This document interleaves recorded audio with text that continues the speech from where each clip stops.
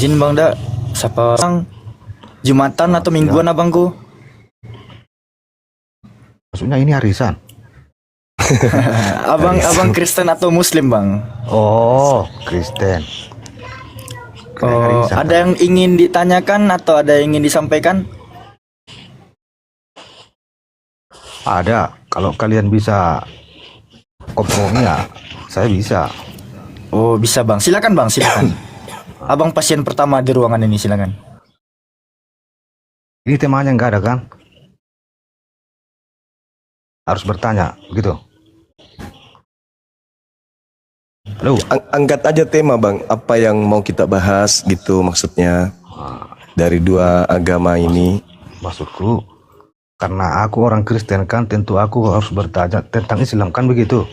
Oh boleh, boleh. Yang saya tanyakan begini, Silakan. kan katanya Quran itu sempurna, ya kan?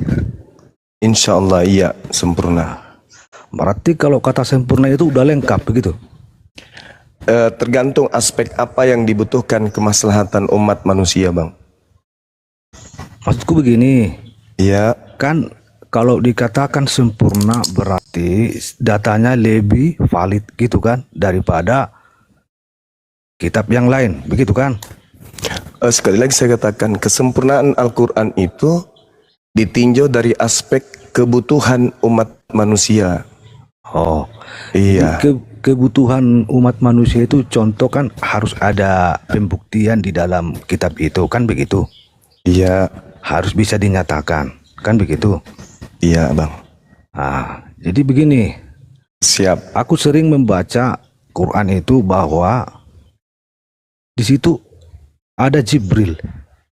Ya. Nah, tetapi pengakuan Jibril tidak ada tercatat di dalam Quran.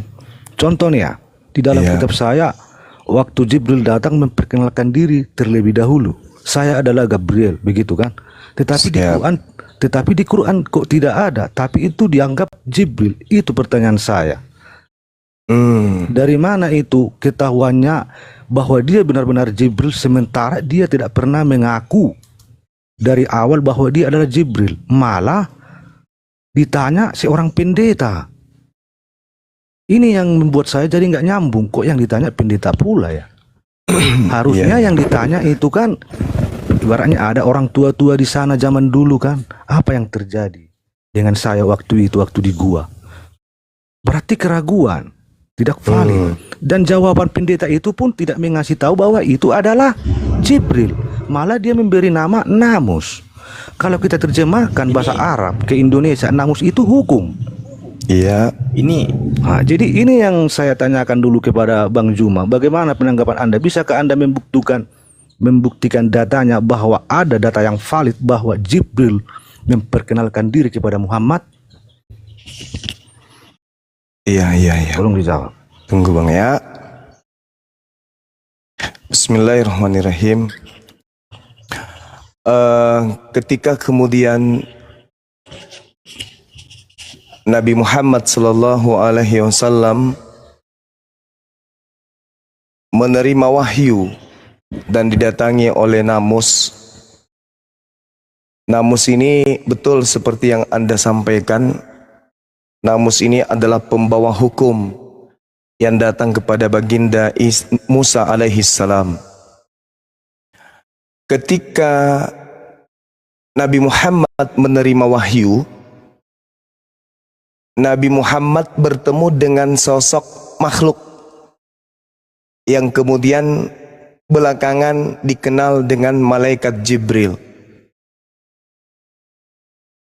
Awal beliau datang tidak menyatakan diri, aku ini adalah malaikat Jibril, enggak. Karena yang disampaikan itu tidak boleh keluar daripada apa yang diperintahkan.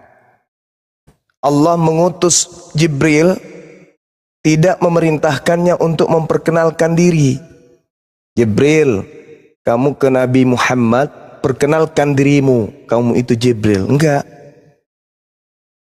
Malaikat Jibril diceritakan di dalam Al-Quran kemudian bahwasanya datang kepada baginda Rasulullah Muhammad sallallahu alaihi wasallam, "Qul nazzalahu ruhul qudusi mir rabbik bil haqq." Jadi Roh Kudus datang membawa Al-Qur'an dari Tuhanmu dengan kebenaran. Itu yang ada kemudian di dalam Al-Qur'anul Karim. Nabi Muhammad enggak serta-merta tahu, wah ini apakah betul adalah malaikat Jibril atau siapa? Baginda Rasulullah Muhammad SAW nggak ngerti, nggak paham ini siapa yang datang kepada saya ini. Nggak ngerti beliau. Jadi seketika saja dia didatangi oleh makhluk itu, diperintah untuk membaca Iqra, karena itu yang terlontar dari langit. Iqra, tidak ada penambahan.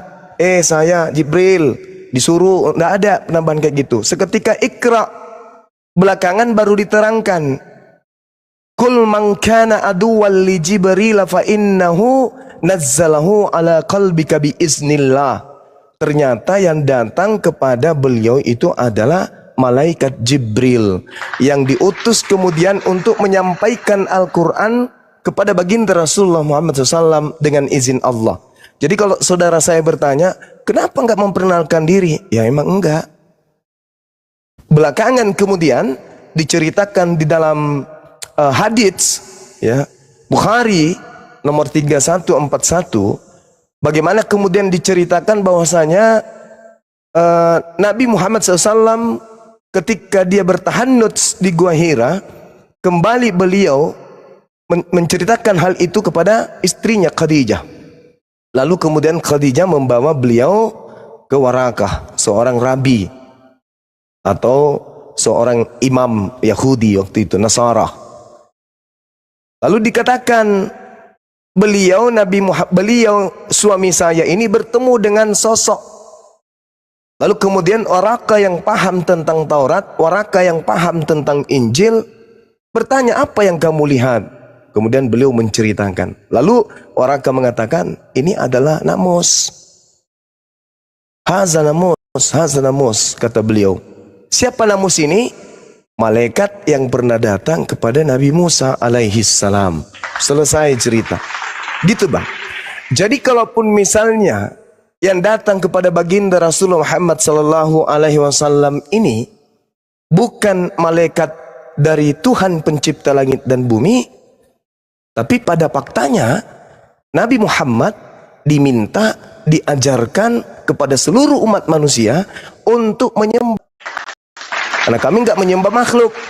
Tuhan pencipta kita sudah pasti laisa kamitslihi syai', tidak serupa dengan makhluk, tidak serupa dengan apapun. Sedangkan kami menyembah hakikat yang tidak serupa dengan apapun. Karena tak ada yang tidak akan pernah sama dengan pencipta. Makanya umat Islam kalau ditanya, apa yang kamu sembah? Allah. Mana Allah itu? Tidak bisa kita lihat. Karena Allah, tapi Allah meliputi semua aspek yang ada dalam kehidupan, baik di langit maupun di bumi, dan yang ada di antara. Pula Yesus, enggak gitu. Kalau di Nabi Muhammad enggak, karena Roh Kudus datang bukan untuk membawa sebuah kabar berita tentang dirinya, memperkenalkan dirinya, siapa dia, dan enggak. Beliau diutus oleh Allah untuk menyampaikan apa yang diperintahkan oleh Allah. Kata dari dirinya sendiri, melainkan apa yang disampaikan kepada sang penghibur itu adalah apa yang didengarkan dari Tuhan, sehingga ia sampaikan. Yohanes 16 nomor 13, 14, 15. Mohon maaf saya harus mengutip itu sebagai referensi. Silakan. Ya Bang Pikala, silakan dibuka mic-nya.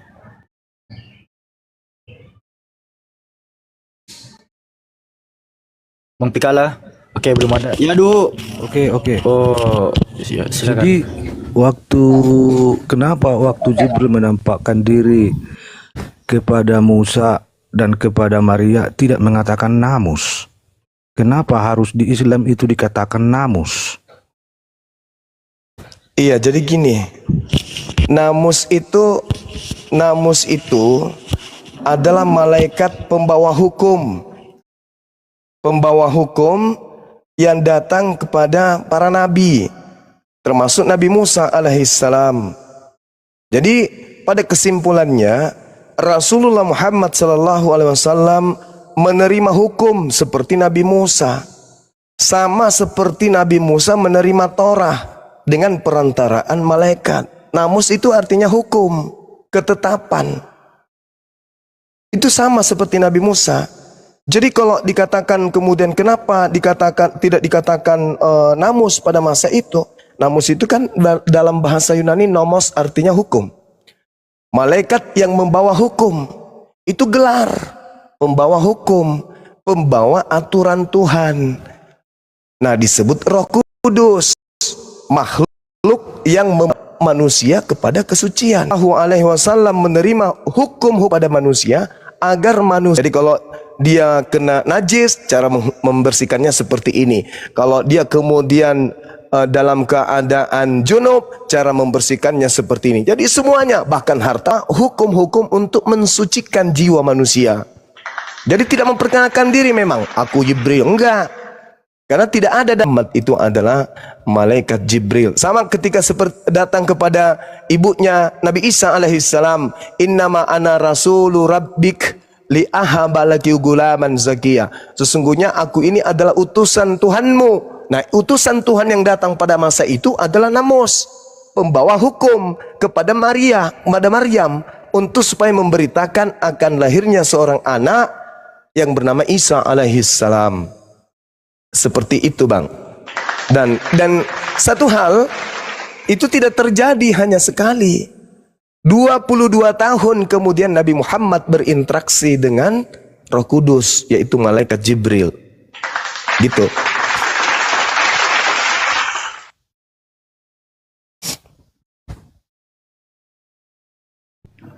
Dikalah. Oke. Ya. Oke. Ya, itu silakan, ya. Bang. Oke. Iya, Bang. Ya. Iya, Bang. Nah, aku cuma mau tahu aja, berarti yang datang itu berarti Namus ya? Siap. Ya, oke. Itu aja yang mau aku tanyakan. Berarti yang datang di Muslim itu Namus, yang datang di Kristen itu Gabriel. Cuman itu aja yang saya mau tahu gitu. Karena ada perbedaan gitu loh. Karena semua mengaku Jibril itu harus ada data yang valid. Ya, Nah, boleh saya nanya? Nah, Tetapan itu malaikat yang datang kepadanya mengaku Gabriel. Silakan. Tunjuk datanya, dalilnya di mana? Gabriel memperkenalkan diri kepada waktu Maria ingin mengandung seorang anak. Itu Berarti nggak ada juga, tidak ada juga malaikat Jibril kepada Nabi Musa. Betul? Iya, tapi di dalam Alkitab saya ada pengakuan. Di Quran tidak ada. Itu aja yang saya tanya. Sayangnya kawan, yang datang kepada Nabi Musa itu disebut Namus. Tidak ada datanya tertulis Namus. Boleh kita lihat? Iya, di Alkitab tidak ada kata Namus. Iya, karena itu bahasa Indonesia. Iya kan? Iya. Jadi itu dia. Di bahasa Ibrani juga, Latin juga nggak ada kata Namus. Waduh. Masa sih, Bang? Nggak ada di Alkitab Ibrani bahwa waktu berjumpa kepada Maria itu memperkenalkan diri dengan saya adalah Namus. Tidak ada. Oh, itu Namus itu kan saya. Terus bagaimana mungkin dia datang kalau dia menggunakan kata itu? Kan itu enggak masuk akal. Tapi kalau Anda belajar lebih jauh, Bang. Coba Anda lihat di dalam Ulangan 4 nomor 4. Dan inilah hukum yang ditetapkan Musa di hadapan Bani Israel. Hukum. Itu hukum. Jadi kalau kita berbicara mengenai hukum, berarti berbicara mengenai Torah. Ketika berbicara mengenai Torah, berarti kita berbicara mengenai nomos. Di dalam Ulangan 4 nomor 4 dikatakan begini. Pesot ha-Torah asyero syammose lifnei bani Israel. Itu satu. Inilah hukum Taurat yang dipaparkan Musa kepada Bani Israel. Dalam bahasa Yunani disebutkan hautos honomos hon parateto Moses enepon homen Israel. Berarti nomos itu hukum. Dalam bahasa Ibraninya disebut bahasa Arab disebut an-namus. Berarti yang datang kepada Nabi Musa adalah hatorah, yang datang kepada Musa adalah nomos, yang datang kepada Musa adalah namus, yang datang kepada Nabi Muhammad adalah dia yang mendatangkan Taurat kepada Nabi Musa. Ini sih sederhana dalam kajian dasar pijakan perbandingan agama. Nah, kalau saudara kehilangan literasi, ternyata Nabi Musa tidak diketahui siapa yang datang kepadanya, unek-unek atau pikiran negatif yang muncul di benak saudara pun bisa muncul di kepala saya bahwa yang datang kepada Nabi Musa di Gunung Sinai itu adalah iblis. Karena tak ada nama di situ. Padahal dia menerima 5 kitab, tapi tidak ada nama. Nah, namun sebagai saudara, saya ingin menyatakan kepada saudara, rujukan untuk mempelajari dari perjanjian baru, untuk mengkaji perjanjian lama, siapa yang datang kepada Nabi Musa, silakan Anda baca kitab para rasul, Kisah Para Rasul 7, nomor 35, nomor 38, nomor 53. Insya Allah Anda akan sampai kepada bahwa ternyata yang datang kepada Nabi Muhammad itu adalah Gabriel alaihi salam. Gitu dari saya, Bang, silakan. Ya. Jadi begini, Bang. Tadi Abang mengatakan bahwa Quran itu kitab yang sempurna dari kitab sebelumnya. Ini yang saya pertanyakan. Di dalam Alkitab saya bisa saya tunjukkan bahwa Jibril memperkenalkan diri ada, itu artinya berarti nyata. Ternyata di dalam Quran harus panjang ceritanya menjelaskan namus ini. Mana yang lebih valid menurut Anda, Al-Quran atau Alkitab?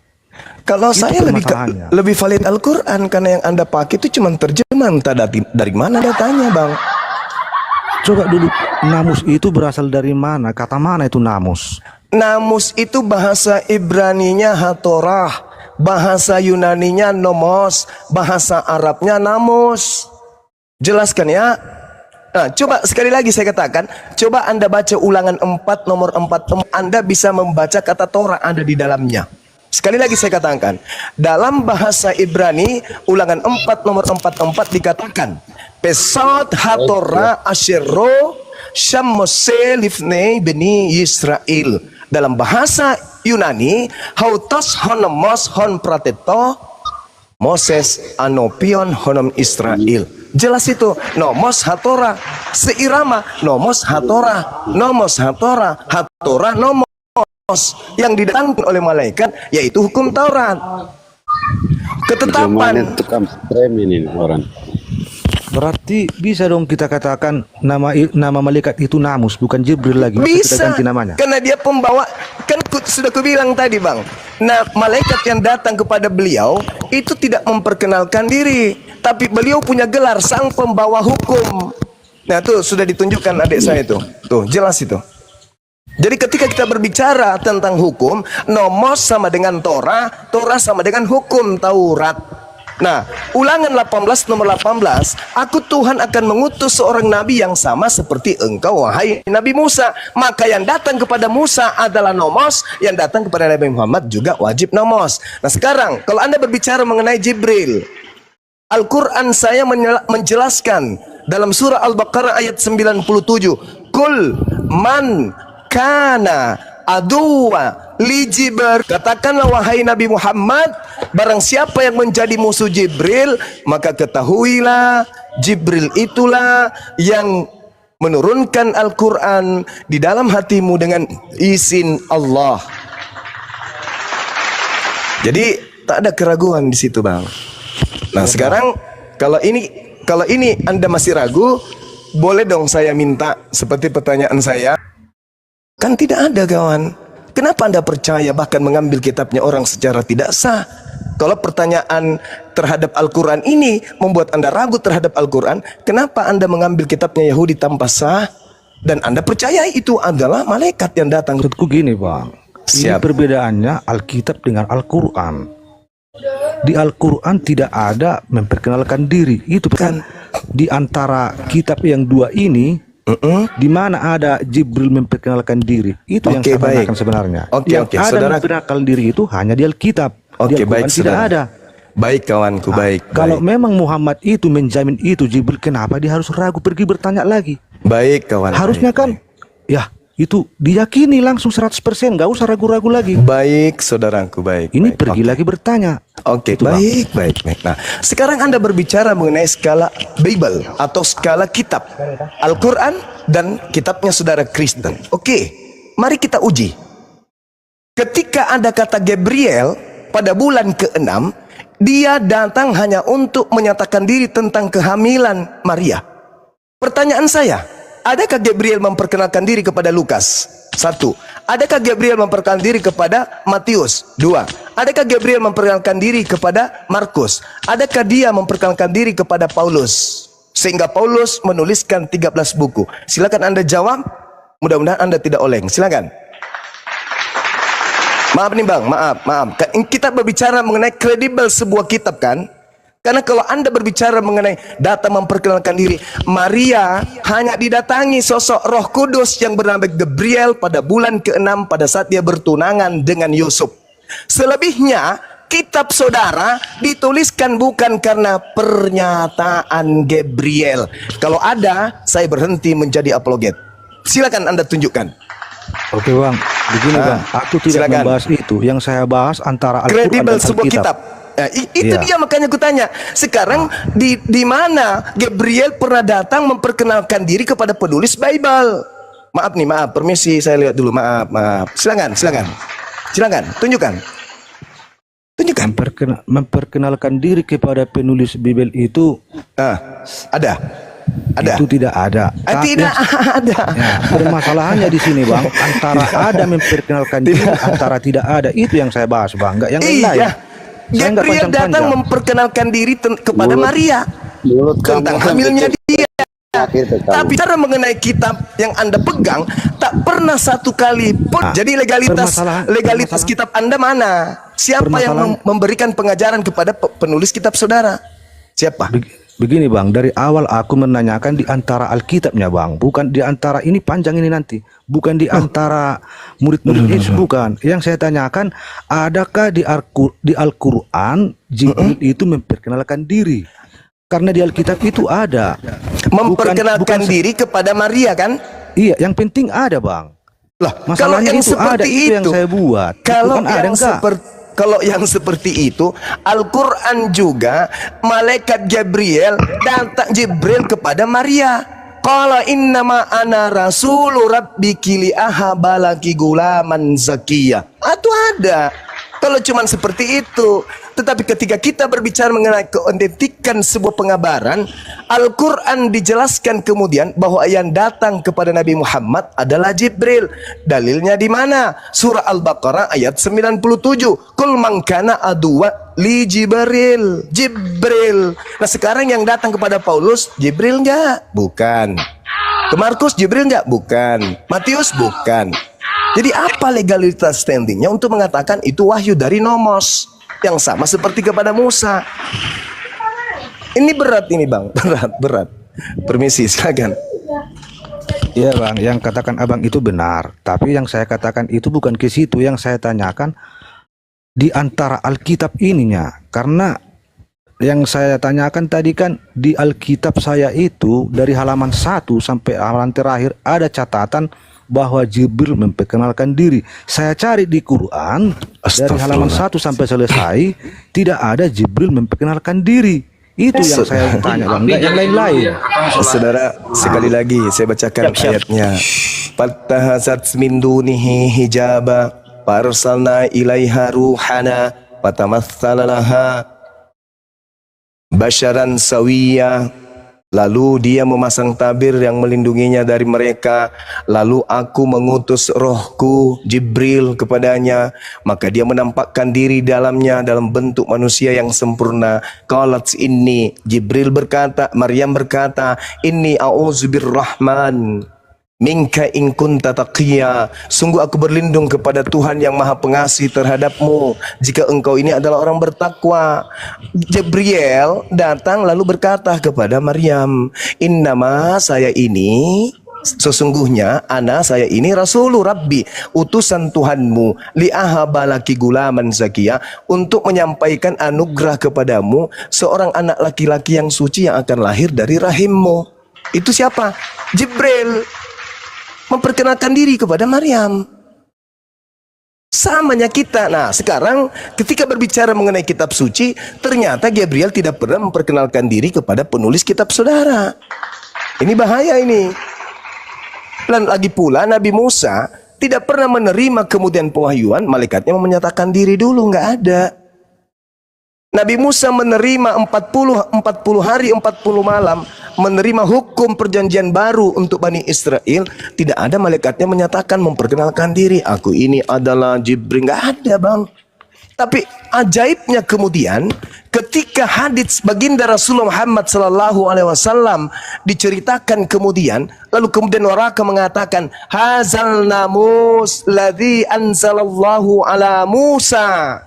Dia adalah namus yang datang kepada Nabi Musa. Rupa-rupanya kita belajar mengkaji, menelaah. Muncul kemudian pengabaran dalam Ulangan 4 nomor 44. Di situ dikatakan dalam bahasa aslinya jelas pesot hatora asyero sam Moses lifnei bene Yisrael. Dalam bahasa Yunani hautos honomos.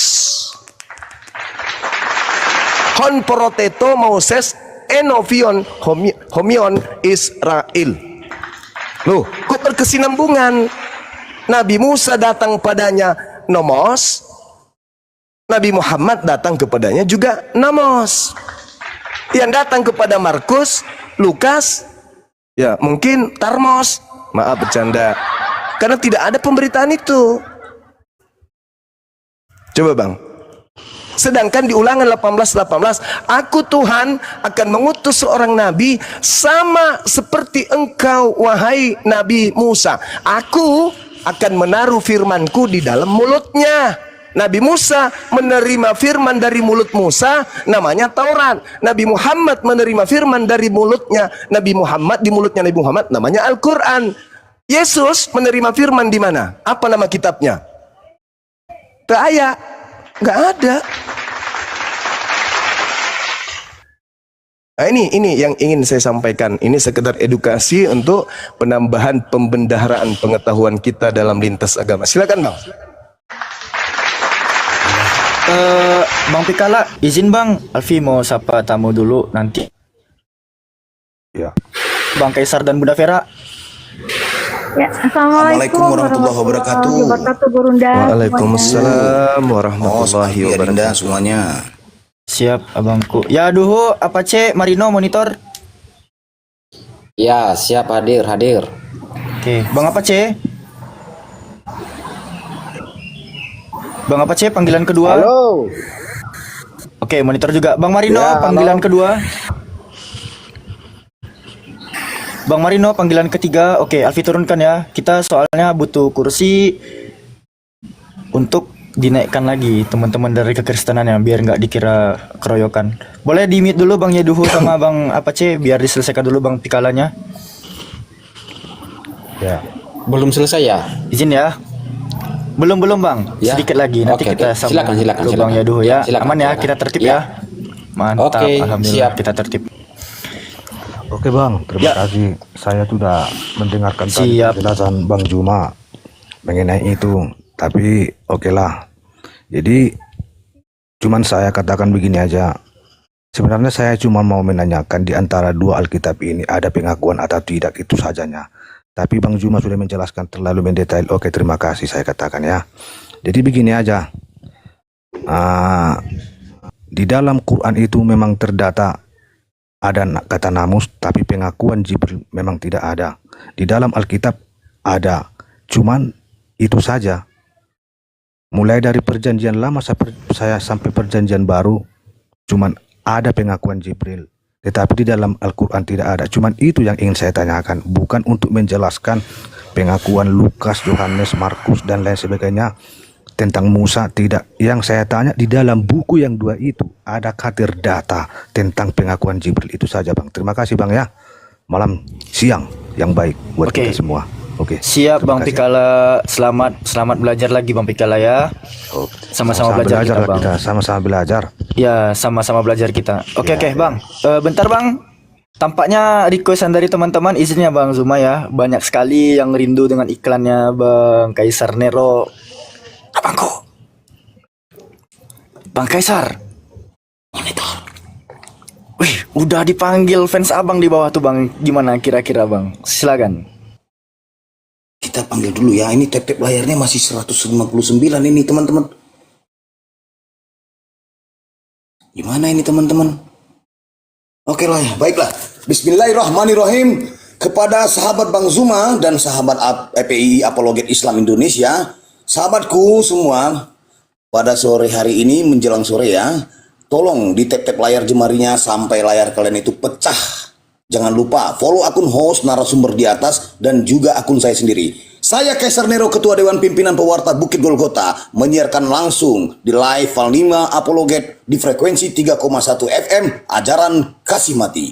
Saya Kaisar Nero ya. Sekali lagi saya ingatkan untuk narasumber Tritung, Kristen, Katolik, Protestan, Wanes, atau yang menuhankan knalpot Mio, pelak Pajero, penyembah speaker stereo. Jika merasa cerdas dan akademis, kau boleh naik dengan penuh optimis. Tapi kalau cuma congor, bacot, dan pesimis, mending kau turun, meratap di bawah menangis. Yang naik diskusi jangan tantrum, kesupan serangan jantung, atau gangguan kejiwaan. Diskusi bantah dengan dasar menggunakan dalil dan data. Paparkan dengan baik. Narasi, literasi, kolorasi, komparasi. Jangan gunakan asumsi-asumsi, potongan terasi, kontrasepsi, cek cokologi, apalagi geoblokologi. Narasumber memberi dedikasi. Viewer di bawah mendapatkan edukasi. Diskusi tanpa pakai urat, tanpa hujat menghujat, tanpa ajaran sesat. Panglima Apologet Islam inspiratif, tidak mengenal kontradiktif, dan pastinya bukan provokatif. Petuah terfakta, gurunda Bang Zuma mukminin, terang dan jelas bertuah lazim, cerdas dan jenius bertubuh salim, lisannya tajam setajam kapak Ibrahim, perkasa tangguh sejak di dalam rahim, tersohor di langit dan bumi sampai maritim. 1000 kafir menyerang dengan tahrim, dia tetap tegap dan satria berjiwa muslim. Selamat datang di kebenaran bagi yang menerima, selamat bingung buat kalian yang koar-koar seperti ODGJ mencari ketiak ular. Sekian, terima gaji, stay tune.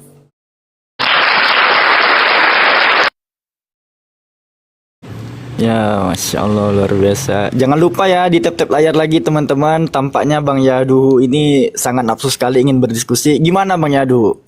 Apa yang ingin kita bahas Bang? Ya, saya di sini hanya mau diskusi aja sama Bang Zuma. Jadi apa yang perlu saya diskusikan dengan Bang Zuma tentang yang diklaim-klaim bahwa pencuri kitab. Ya kan? Nah, jadi semalam saya sudah naik, tetapi malah di mute. Tapi aku mohon janganlah diteruskan. Jangan curhat Bang, jangan curhat. Langsung aja Bang, silakan. Langsung saja ya. Jadi semalam saya sudah bertanya sama Bang Zuma tentang narasi dia yang mengatakan Kristen mencuri kitab Yahudi. Tetapi saya memberikan bantahan bahwa tunjukkan kepada saya orang Yahudi yang melarang Tuhan Yesus untuk memakai kitab Musa. Dan begitu juga para murid-muridnya seperti Petrus, Yohanes, dan lain sebagainya. Itu dulu. Nah, yang saya mau serang, bentar. Oke. Yang saya mau tanya, ya nanti tanggapi itu yang pertama. Yang saya mau tanya tentang hal yang mencuri. Boleh saya mengatakan bahwa di dalam Islam, bahwa ada 4 kitab website Islam dan menerangkan bahwa di situ ada Al-Quran, ada Taurat, ada kitab Zabur, dan ada kitab Injil. Nah, pertanyaan saya di situ tentang kitab yang diimani oleh saudara saya Muslim, tentang kitab di luarlah Al-Quran, tapi ketiga kitab ini Zabur, Taurat, dan Injil. Pertanyaan saya, kenapa saudara-saudara saya Muslim, ya saya tidak menggunakan kata mencuri karena terlalu sadis. Kenapa saudara saya Muslim mengimani kitab yang bukan kitabnya. Bahwa kitab Taurat itu diturunkan kepada orang Yahudi, tetapi orang Arab mengimani yang bukan kitabnya. Bukankah itu Nggak usah merupakan diulang-ulang, suatu udah cepat. Pertanyaannya Ini apa? ya pertanyaan bentar betul. dong. Ulang sih. Pertanyaan apa, narasi apa nih? Ada yang di kepalamu? Pertanyaan nanti- singkat aja, singkat. Moderator tolong dong dibatasi. Pertanyaan saya, tolong dibantah jawaban saya tentang adakah adakah yang melarang Tuhan Yesus dia menggunakan kitab Musa? Itu yang pertama. Yang kedua, kenapa Islam mengimani yang bukan kitabnya? Silakan. Nah, singkat saja. Oke. Jadi gini, di dalam berdiskusi lintas agama itu ada yang disebut kerangka berpikir untuk pesan sampai kepada yang bertanya atau yang mendengarkan. Jadi kalau berbicara mengenai merampok mencuri, ini tema yang dipilih oleh Pak Bom Bom. Jadi dia tidak berdiri sendiri. Penjelasan itu tema yang dipilih oleh Pak Bom Bom. Saya sebagai orang yang belajar Bible, kata mencuri boleh kemudian diartikan menjarah atau merampok atau merampas. Itu dalam bahasa Ibraninya disebut shalal. Solal artinya menjarah atau merampas. Itu, atau mencuri atau merampok bahasa kasarnya. Dalam bahasa Ibrani disebut solal. Solal artinya menjarah. Nah, apa hubungannya kata solal dengan yang dilakoni Kristen hari ini? Jelas. Mari kita urut pelan-pelan. Kita urut. Di dalam Galatia 2 nomor 8, Paulus mengaku dia diutus kepada orang-orang yang tidak bersunat.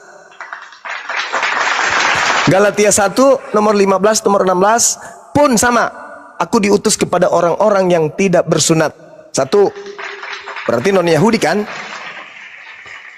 Yang kedua, Paulus sendiri mengatakan bahwasanya dia berasal dari keturunan Benyamin. Bentar dulu. Ayatnya tadi coba kita bacakan dulu Galatia. Ya, silakan. Galatia 2 nomor 8. Silakan Anda baca. Tadi Galatia 1 ayat 15 saya dengar. Ya, 15 16 juga boleh. Saya ikut Oke, selera Anda Galatia saja. 1 ya. Yang saya dengar tadi Galatia 1 Ya, silakan. ayat 15. Oke, Silakan. saya bacakan ya. Apakah Silakan. benar itu? Ya.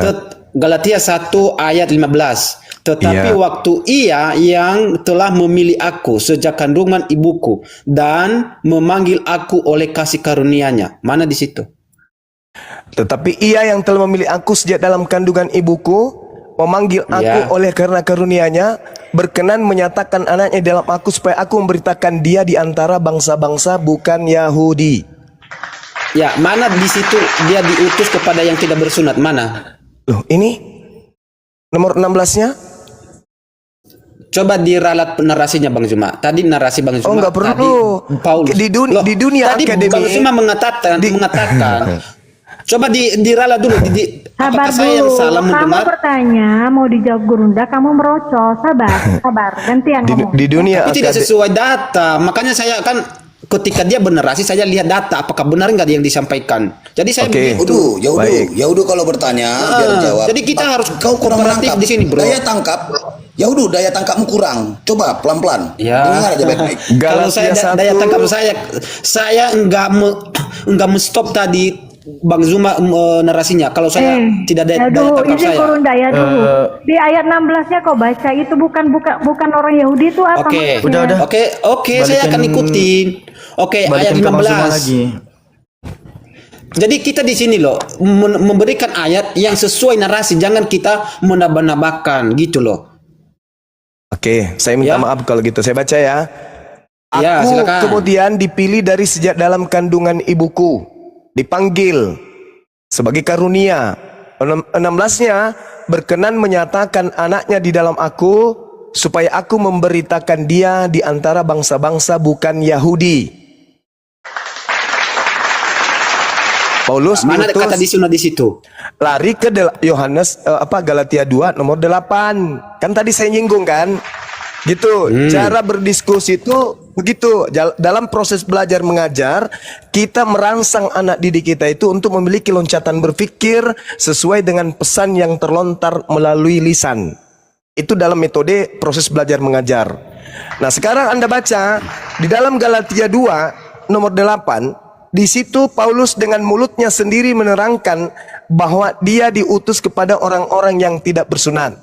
Karena dia telah memberikan kekuatan kepada Petrus untuk menjadi rasul bagi orang-orang bersunat, dia juga yang telah memberikan kekuatan kepadaku untuk orang-orang yang tidak bersunat. Semua benar demi kebenaran. Saya akan menyampaikan data yang benar. Tidak mungkin saya keliru.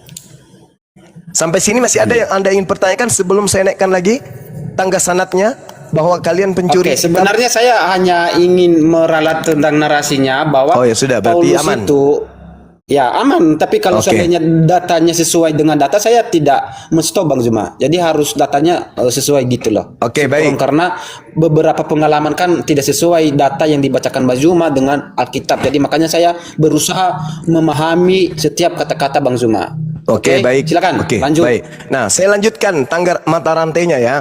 Nah, sekarang ketika Paulus mengatakan aku diutus kepada orang-orang yang tidak bersunat, dia di dalam Filipi 3 nomor 5 mengatakan dirinya adalah keturunan Benyamin. Betul?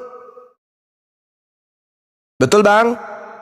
Ya, betul. Oke, naik lagi kita di Kejadian 49 nomor 27. Benyamin adalah seperti serigala yang menerkam pada waktu pagi ia memakan mangsanya dan pada waktu petang ia membagi-bagi jarahan. Anda paham jarahan? Kata solal itu jarahan. Anda paham arti jarahan? Jarahan itu adalah sesuatu yang diambil secara tidak sah. Betul? Betul, Bang? Betul paman. Betul. Berarti Paulus dari keturunan Benyamin, di mana kakeknya Benyamin dinubuatkan bahwa kelak keturunannya seperti serigala yang menerkam pada waktu pagi ia memakan mangsanya dan pada waktu petang ia membagi-bagikan hasil curiannya. Sepakat dulu kita di sini. Sepakat di sini? Makanya Apa tadi pertanyaan saya Bang Zuma? Tadi yang saya tanyakan, coba bantah kepada tadi argumen saya, adakah di dalam Bible orang Yahudi banting setir. melarang Tuhan Yesus menggunakan kitab Musa? Itu yang pertama. Oke. Kedua, pertanyaan Oke. saya kepada saudara saya Muslim, kenapa saudara-saudara saya ini mengimani yang bukan kitabnya? Bukankah Taurat dan Injil dan Zabur itu diturunkan kepada orang Yahudi dan orang Kristen? Kenapa Anda mengimani yang bukan kitabmu? Bukankah Oke. kitabmu adalah Al-Quran? Bukankah itu dinamakan sebagai perampokan mengambil hak orang? Silakan jawab. Oke, baik. Sebelum ke sana, karena Anda sudah banting setir nih, adakah Yesus kemudian melarang untuk mengajarkan Taurat? Tidak ada. Karena Yesus mengetahui bahwa orang Yahudi semua paham kalau Taurat itu hanya milik kepunyaan mereka. Jadi nggak ada. Cuman Yesus mewanti-wanti kepada muridnya agar waspada kepada serigala, keturunan Benyamin. Pasti dong, yes. Karena istilah daripada serigala ini muncul di tengah-tengah Bani Israel. Bahkan Yesus tadi mengatakan, aku mengutus kamu seperti ini dan dan seterusnya. Nah, oleh karena itu kemudian, ketika Anda mengetahui bahwa Paulus ternyata dengan lisannya sendiri mengaku, aku diutus kepada bangsa bukan Yahudi, pertanyaan muncul kemudian untuk menghalangi kita. Apa pertanyaan itu? Mari kita kupas secara akademisi, sebagai orang yang intelektual, yang punya intelektual, yang merasa dirinya paham tentang ini. Apakah hukum Taurat itu diberikan untuk bangsa-bangsa bukan Yahudi? Jawab.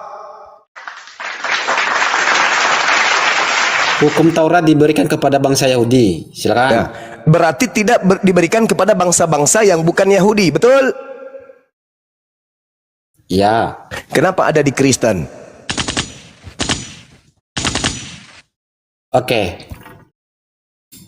Ketika Anda menanyakan di dalam hukum Taurat, di dalam hukum Taurat itu dituliskan bahwa kitab Taurat itu menuliskan tentang cerita tentang nubuatan Tuhan Yesus yang berdasarkan Yohanes 5 ayat 46 yang berbunyi, jika kamu percaya kepada Musa, tentu kamu akan percaya juga kepadaku, sebab ia, di sini ia adalah Musa, telah menuliskan tentang aku. Jadi Taurat itu bercerita tentang hukum Tuhan. Apa hukum Tuhan yang dikatakan oleh Tuhan Yesus? Hanya ada dua. Oke, hanya ada dua. Apa? Yang pertama, kasihilah Tuhanmu ya dengan segenap hatimu.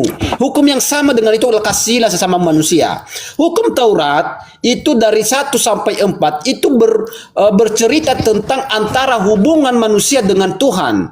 Dan 5 dan sampai ke 7 itu adalah hubungan manusia dengan manusia. Oke, Teman-teman manusia yang memakai bentar nama dong. Bang Zuma untuk ngolok-ngolok tolong diblokir ya teman-teman. Itu nggak baik. Bentar.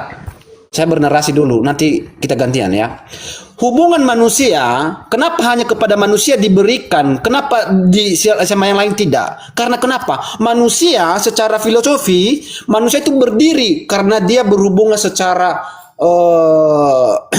kepada Tuhan langsung. Tapi binatang itu selalu tidak berdiri. Ya, jadi makanya hukum itu, ya manusia itu diberikan hukum kepada manusia.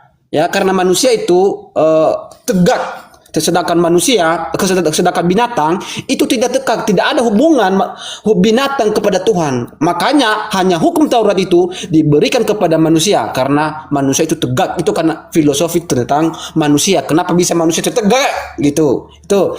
Nah, pertanyaan saya, kenapa Anda mengimani yang bukan kitabmu? Itu pertanyaan saya. Jawab dulu. Oke, silakan. Iya. Jadi Anda belum memberikan sedikit pun ya hak paten untuk menggunakan Taurat. Yesus berkata kepada Bani Israel, apapun ucapan Yesus pada masa itu selama 3 tahun penginjilan itu untuk Bani Israel, bukan untuk Kristen. Tidak ada hubungannya dengan Kristen. Sekarang ketika kemudian Paulus mengaku, aku diutus kepada orang-orang yang bukan Yahudi, harusnya Paulus tidak membawa Taurat. Tetapi karena dia adalah cucu keturunan dari Benyamin, maka dia menggenapi kata salal, penjarah, pencuri, maling, rampok. Sampai sini paham ya? Jadi pada kesimpulannya kemudian Anda menggunakan hasil jarahan dari keturunan Benyamin. Tak ada kebenaran kemudian yang bisa Anda tolak dengan itu. Tak ada kemudian kesalahan yang bisa Anda gunakan untuk menolak kebenaran itu. Itu maksud saya. Nah, sekarang Anda bertanya, kenapa Anda beriman kepada kitab Taurat? Ya, itu perintah dari Tuhan saya. Untuk beriman kepada apa yang diturunkan kepada Abraham, Ismail, dan keturunannya. Itu perintah Allah di dalam Al-Quranul Karim, bahwasanya kami diwajibkan beriman kepada apa yang diturunkan oleh Allah kepada Abraham dan keturunannya. Al-Quran yang menjelaskan itu. Allah Subhanahu wa taala menjelaskan kemudian bahwasanya ingatlah ketika Tuhan berfirman kepada Nabi Ibrahim. Berarti kami diperintahkan untuk mengingat. Isqala lahu rabbuhu aslim, qala aslamtu lirabbil alamin. Kami disuruh untuk beriman kepada Nabi Ibrahim. Lalu Allah kemudian menyatakan bahwasanya tilka ummatun kad khalat laha ma kasabat walakum ma kasabtum wala tusaluna amma kanu ya'malun. Itu iman kami. Kami tidak mencuri kitab beliau. Kami tidak mencuri kitabnya Bani Israel. Lalu Allah kemudian meneguhkan kepada baginda Rasulullah Muhammad SAW agar mengajarkan kepada kami umatnya, Qulu amanna billah. Kami beriman kepada Allah. Wa ma unzila, ilaina wa ma unzila ila Ibrahim, dan beriman kepada apa yang diturunkan kepada kami, dan beriman kepada apa yang diturunkan kepada Nabi Ibrahim, ila Ibrahim wa ila Ismail wa ila Ishak wa ila Yakub wal asbati wa ma utiya Musa wa Isa. Itu iman kami, kawan. Kami beriman karena perintah. Katakanlah kami beriman kepada Allah dan kami beriman kepada apa yang diturunkan kepada kami dan apa yang diturunkan kepada Nabi Ibrahim, Nabi Ismail, Nabi Ishak, Nabi Yakub dan anak cucunya, dan kepada apa yang diberitakan kemudian kepada Nabi Musa dan Nabi Isa, serta kepada apa yang diberikan kepada nabi-nabi dari Tuhan mereka, mir rabbihim. Ini perintah. Kami tidak mengambil kitabnya Yahudi, menyimpan di dalam di apa, bersanding dengan Al-Quran. Yang terciduk jelas-jelas, aku diutus kepada orang-orang yang tidak bersunat. Aku diutus untuk memberitakan Yesus kepada bangsa-bangsa bukan Yahudi. Tapi kenapa membawa rampasan keluar dari Israel? Jadi sabar, semakin orang Kristen bertanya kepada Bang Suma, semakin akan terkuak siapa Kristen ini. Cak Ayu, silakan. Oke, udah Bang. Oke, tentang hukum Taurat yang Anda mengatakan bahwa di dalam Kristen itu ya hukum Tauratnya yang di mana tadi Paulus ya, dan Anda tidak mengerti di dalam Yohanes 1 ayat 45, di situ berbunyi, Filipus bertemu dengan Nathanael dan berkata kepadanya, karena telah menemukan dia yang disebut oleh Musa. Siapakah yang disebut oleh Musa ini? Maka selanjutnya dalam kitab Taurat ya, oleh para nabi, siapakah dia? Yaitu Yesus anak Yusuf dari Nazaret. Jadi hukum Taurat itu berbicara tentang Tuhan Yesus. Itu dulu. Jadi makanya tadi saudara mengatakan tidak ada yang melarang Tuhan Yesus untuk menggunakan kitab Musa, karena di dalam kitab Musa bercerita tentang Tuhan Yesus. Jadi betul bahwa Kristen ya tidak bisa dikategorikan bahwa orang Kristen mencuri kitab orang Yahudi, karena di dalam diri Tuhan Yesus berbicara tentang kasih. Karena Allah itu adalah kasih, maka kasih itu perlu diberitakan bagi manusia. Nah itu. Nah saya mau membantah pernyataanmu tentang kenapa saudara saya Muslim mengimani yang bukan kitabnya. Tadi jawaban yang saya dengar bahwa karena perintah atau disuruh oleh Allah. Itu.